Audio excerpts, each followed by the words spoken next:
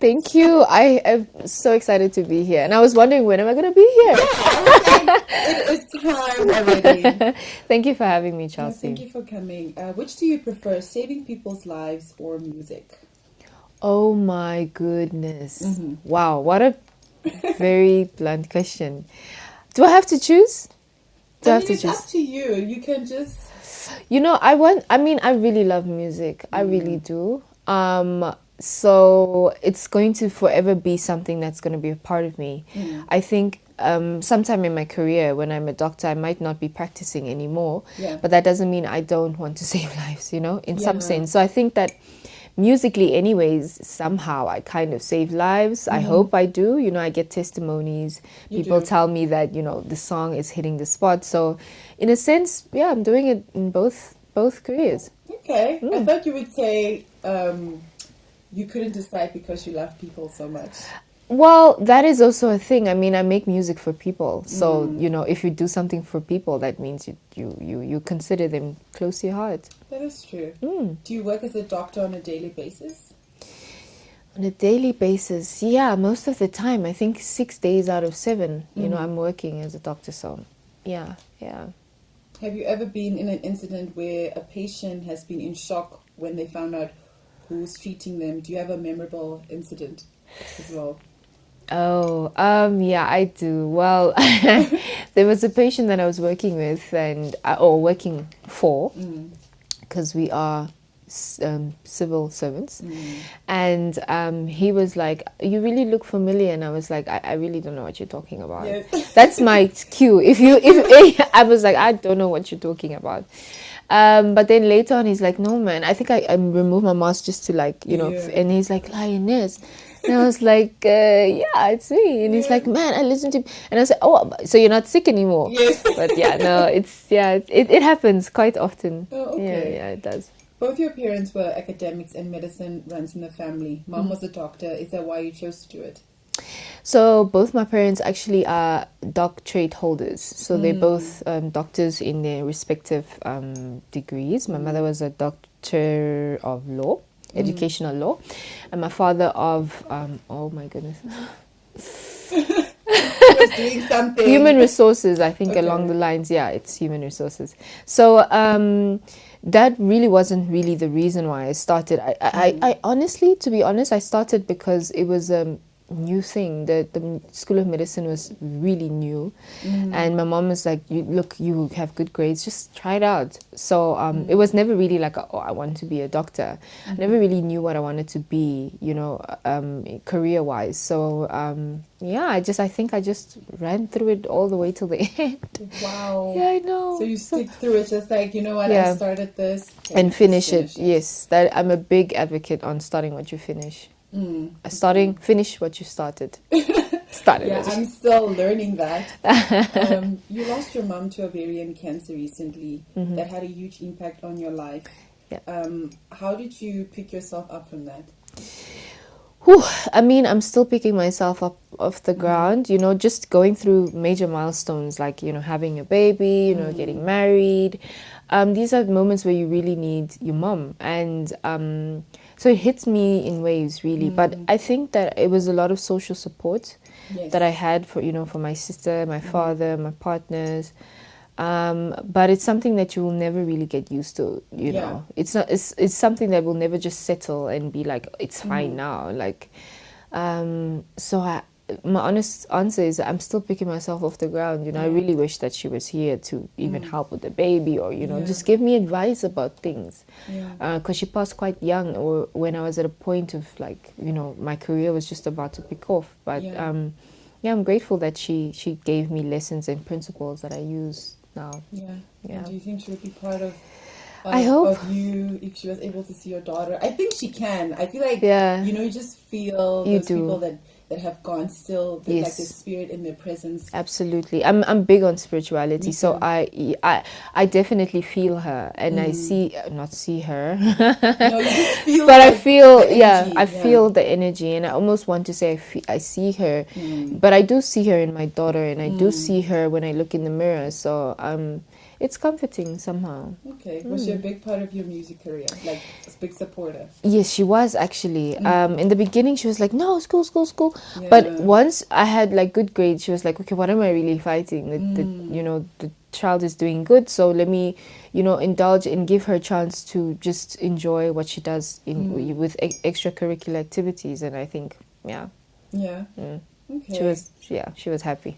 Did Gina ever tell you how we met? Has Gina ever told you that we met before? I want to say in South Africa, No. in Cape Town.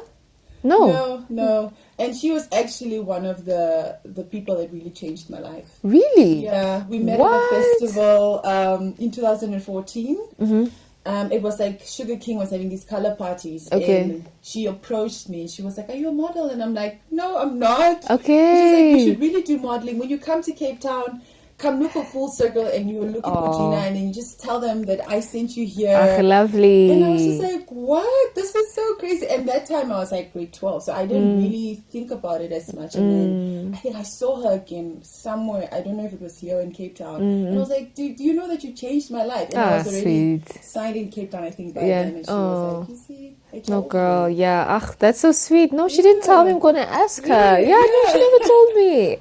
I'll tell her that I was at Chelsea Talk. Yes, please tell her. And I would also love to have her on. Yeah. Like when she comes back to I will Namibia make her come here. Yay! For all time's sake. Has being a mom changed your life so far? Ooh, girl. I don't sugarcoat things. Yes. You know that, Chelsea. You know that about me. So I can say confidently that you need to mourn the old you. Yes. Like you need to absolutely write off that person that you were and metamorphosize into something, that is, and the unknown is always so scary. Like I'm still I literally script down who the new Lioness is or who the new Latoya is rather. Because you have to dead away with the old you. It's self-sacrifice to a different extent. And it's so life-changing is such a... It's not impactful enough to say life-changing. It's like one day you wake up this person, the next day you're someone else. Yeah, it's like an upgrade. It's like an upgrade. It's like and you have that time and space to really decide what type of person you want your daughter to see. And what type of person you want your daughter to, or your child to, you're the first contact. Yeah. Like if the child learns impatience, those are things that they're going to carry on forever. So you really need to date it, because I was the most impatient person. My husband knows I am so impatient. We're the same. I'm more impulsive than impatient. Yeah, and I was also impulsive, at one point, but it's things that I have to just learn, and it's So it's something else. You always have to be aware. You constantly have to be aware, because babies feel. I don't know so much about kids, because that's another chapter that I can come back and tell you about. Yes. But babies feel, and they know, and they're like, okay, you're tense, so I'm tense now, and so yeah, it's something. I mean, if I had to speak on it, we could sleep here. Oh, okay. Yeah. And how are you managing to fit the singing, your medical career, and being a mom into your life? Like do you have a routine? Routine right now, I mean, she's really still young, so routine is something that is still coming back. God, please let it come back. But it's difficult. I'm still adjusting. We are still adjusting. I'm not back at work yet officially. Just taking time to put things into perspective, and finding a nanny is so difficult. It's so difficult. So you need sort of that backbone and structure. So I'm still on the hunt, and I'm still putting things in perspective. Yeah, so we will see you sort of like breast pumping in your studio recording, and just like, yeah, this is me doing live. Yes, girl. This is live. Yes, that is true life. Working moms, yeah. Do you ever see, abortion being legalized in Namibia? Because I'm also a huge advocate for it. But do you, as a medical doctor, from your perspective, do you see it happening in Namibia? The thing is that majority of the doctors that we talk to advocate for it. They think, why not, you know? So it's just a matter of time. I think it's a matter of time. It's in the near future. I see it being one of, something is going to give. And I think that, you know, maybe in the next 10 years or so, we can talk about it, and it's a reality for everyone, you know, because it's so tainted. People think it's a taboo, but they don't understand the mental implications that happen, or the physical, you know, or the health consequences. They don't see that part. Yeah. So I hope so in the near future. It's something that I will push forever, you know, until I turn my last stone. So I'm 100% for it. Yeah, because I even saw yesterday that, like, there are politicians that are trying, like, there's like a machine that you can feel like hot flashes of women, or how that feels, or like how the contractions in the period cramps that you get. So I think maybe we should get those machines here for those people who are against it, just to see how it feels, you know, especially the people who have the power to make these decisions. Yes, absolutely. Just to be on the same page, because I'm so passionate about it as well, and I think it's so important that it's about the individual person, absolutely, not necessarily collective. The whole country. Absolutely, no, it's such an individualized thing, like you say. Yeah, absolutely. We had the comedian Hildegard on Chelsi Shikongo Talks recently, and she's planning a new political party. Do you think we need to see political change before abortion and gay rights change in this country? You know, I honestly think that within the political part, and congratulations to Hildegard, girl, that's amazing, and yeah, wow, that's a big one. I think that there are already talks, and they are advocates for gay rights and abortion, the legalization thereof within the parties, and I think it just needs to be something that the head of state, you know, just for the lack of a better word, to be like, actually, this is what I want to do. Because the subordinates, to a certain extent, yes, they do matter, but it's like, we need that one voice of reason to be that, you know, point of no return, or that point of like a 360.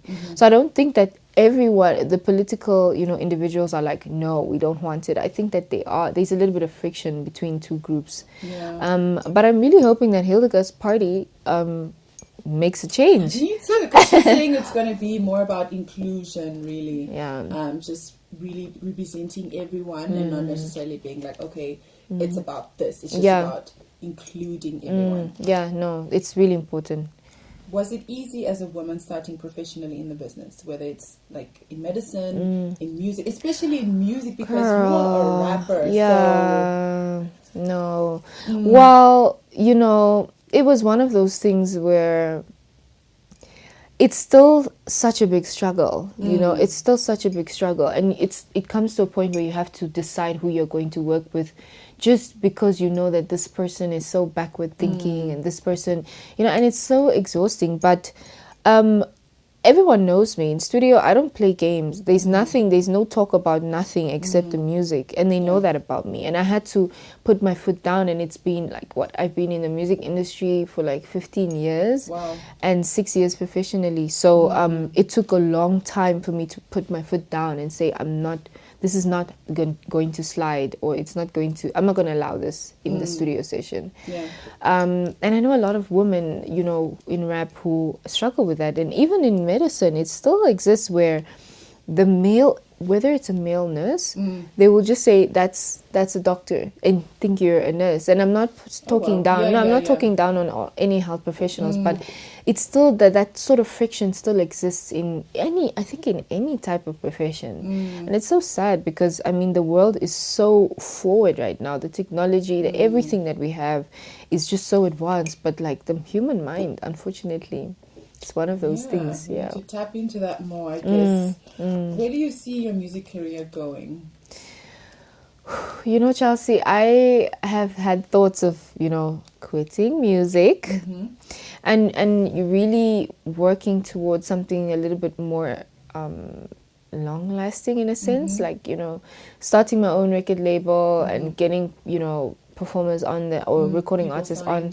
But it's just something I can't leave. Like, whenever I say I'm leaving it, it's like the new music and new ideas come. So I think maybe I'll give myself another 10 years. Would you see yourself like producing other people's music?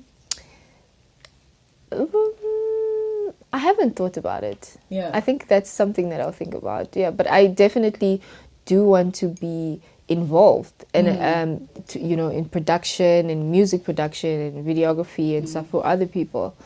Just because I think that I hope that I have some sort of like gift that I can give to the industry. I think you do. I mean, look at Beyonce. She signed Halle and Chloe, and she's still releasing music. So I think you can do it. I think so. I give myself another 10 years. In 10 years' time, I'll be, 38?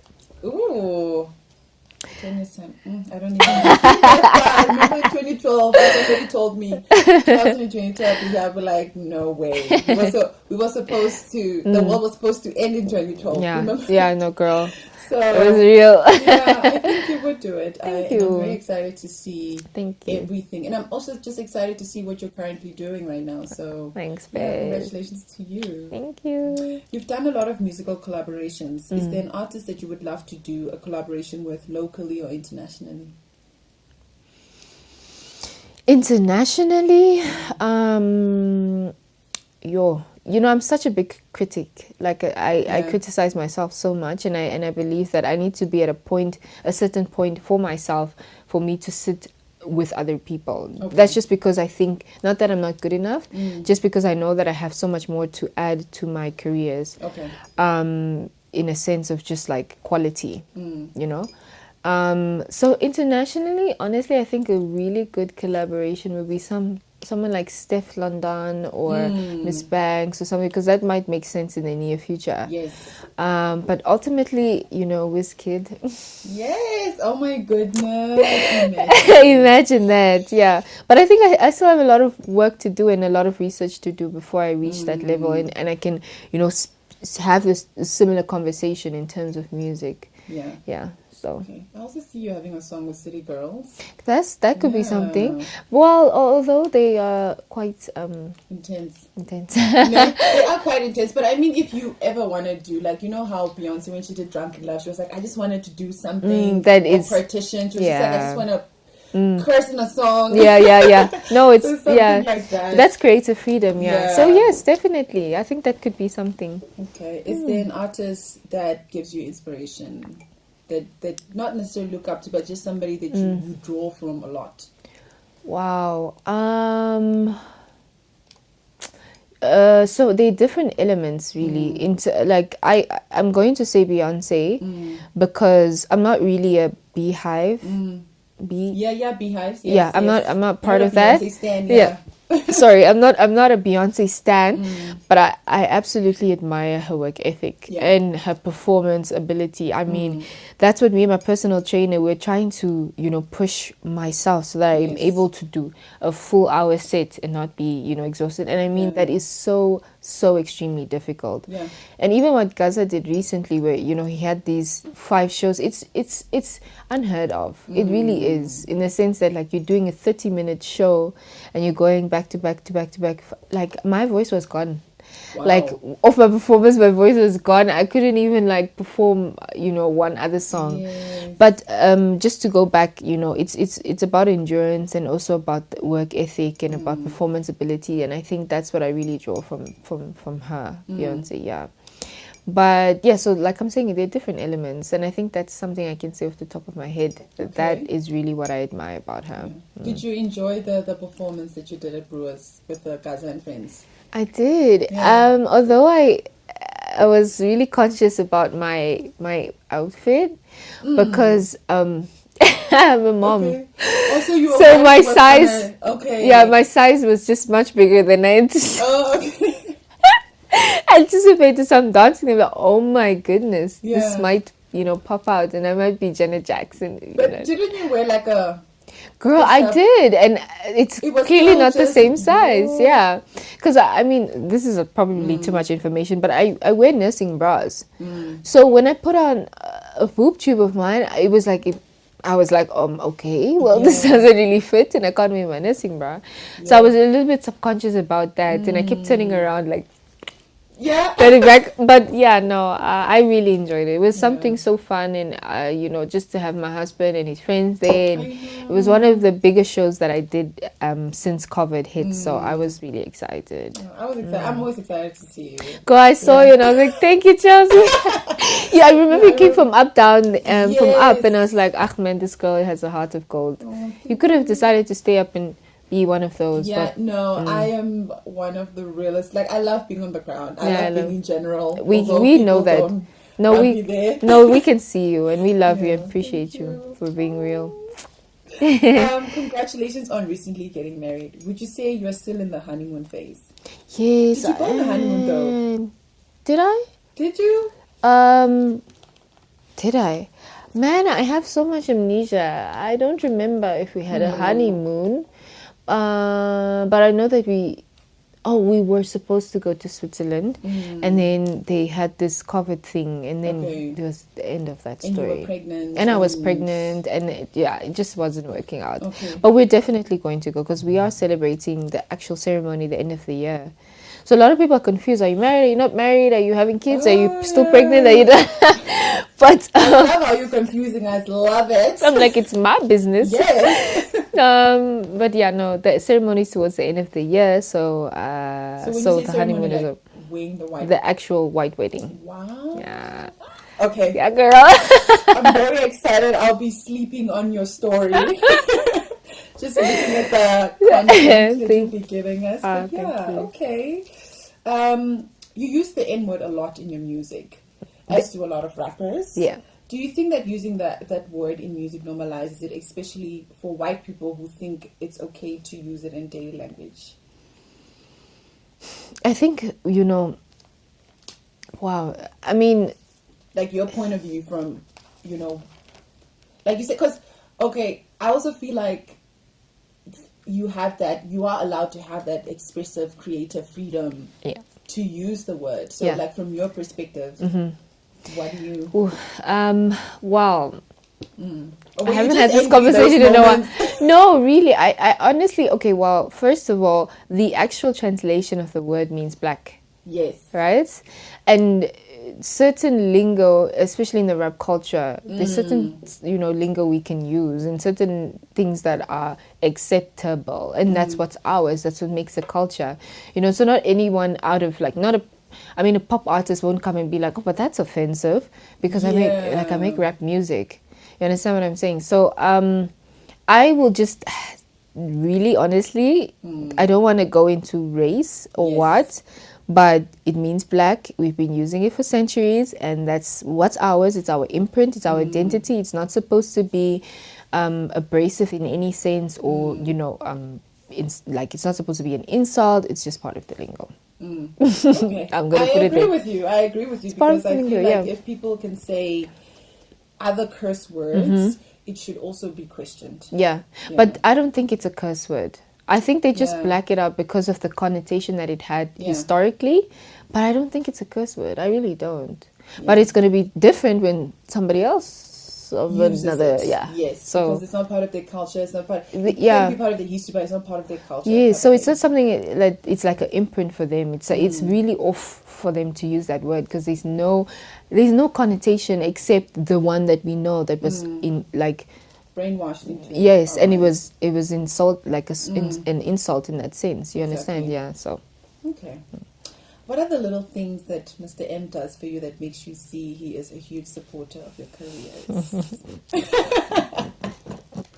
I'm laughing at Mr. M. Yeah, you called it. I got used to calling him M, and I don't think I'll ever be able to. Yeah, no, everyone calls him that, which is so strange. Not strange because I'm the one who calls that. He's such a big fan of my music. He's such a big inspiration behind my push and just pushing myself, harder and harder and harder because he is my number one fan. He really is, and so he'll sit in studio sessions and, even if it's something that is so odd for him, like he'll just be like, oh, the music is loud and stuff. But in the beginning, now he'll be like, play the EP, let's hear it. And he would give like analytical, advice and be like, I think that they could have done this and that and that. And that's what I long to have that sort of connection with somebody. And I thought there was somebody in the arts and creative industry, but he is not an artistic person. Okay. But at the same time, he is in his own different way. Yeah. So just sitting in studio sessions, replaying the EP. I almost didn't even release that EP. Sitting and, you know, just being like, this is like, and then playing other music and be like, can't you see how good you are? And yeah, no, he's a sweetheart. I don't want to blush. Well, he is, like, we can see it. He is. I love it. I love him. You are a very private person off stage. You revealed your husband on social media and you were trolled. Does that happen regularly? Yeah, all the time. But like, what about what though? That you're married? I mean, a few male fans, you know, were not happy, and there was like a little, I don't know, troll thing about like why I married and why I couldn't have married them and what, which is, I think once you're a public figure, you're always, you know, predisposed to those things. Yeah. So I keep what I keep to myself, and I release information that I want people to know. But other than that, really, no. I mean, I don't think even people knew that I had a baby girl until it was word of mouth. So there's certain things that, like, I'm just like, I would never show my child on social media ever. Yeah, ever, I think that's ever, a great idea. ever. Yeah. So I mean, they're just certain things that I keep because I want it to be sacred to me. And if it gets around, well, it's not for me, you know. And I just believe that there is room for success when you move like that, not letting everybody be accessible to you. Like you are, you know, something people want to know more and more and more about. Yeah, the art of addiction.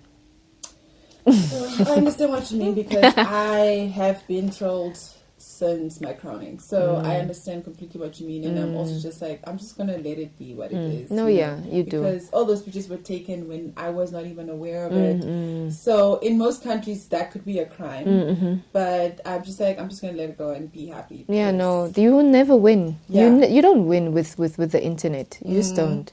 But you can win in your own little corner when you have your own sanity. Yeah, that matters. Do you think it's very important to have like a huge support system with the careers that you have?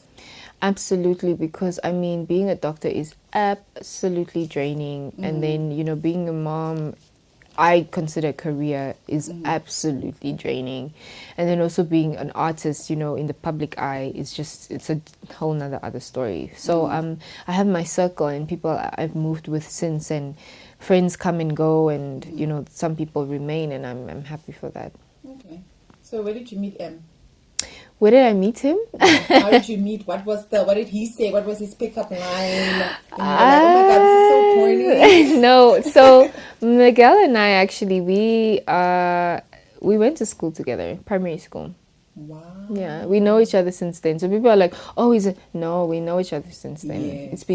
It's been ages. So he was the guy that all the girls wanted in school. All the girls wanted girl, and they still want him now, but that's a different story. Yes.